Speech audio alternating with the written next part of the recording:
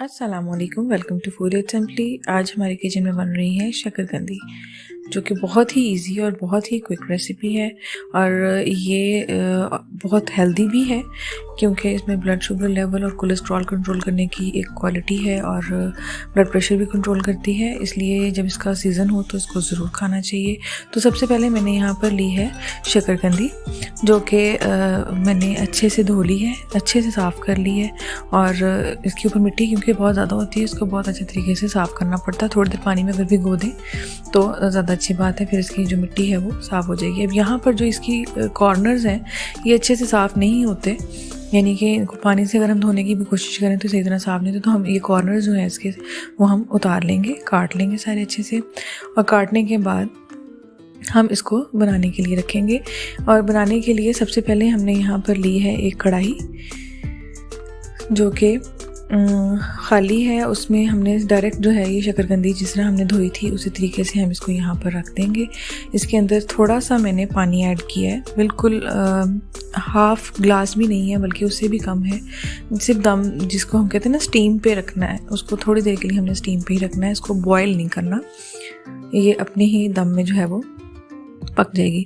यहाँ पे मैंने तकरीबन आधे से भी आधा ग्लास जो है वो पानी डाला है इसके अंदर। और यहाँ पर एक हमने कपड़ा लेना है, जिसको गीला करके अच्छी तरह से बिल्कुल गीला करके इसको ढाँप देना है। इसके ऊपर कढ़ाई है उसके ऊपर हमने इसको रख देना है, और साथ ही हमने इसके ऊपर ढक्कन दे देना है। और इसको जिस तरह हम आमतौर पर दम देते हैं चावलों को या किसी भी तरह से, उसको हम इस तरह से कवर कर देंगे ताकि इसकी जो स्टीम है वो बाहर ना निकल सके और ये अच्छे से स्टीम हो जाए इसके अंदर ही।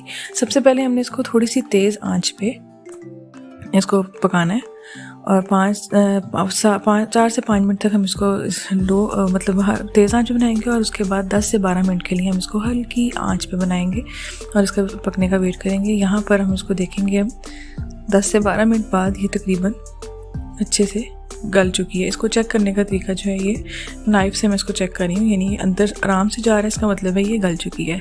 सो हमने इसके अब यहाँ से छिलके उतार लिए हैं अच्छे से, और अब हम इसको काट लेंगे।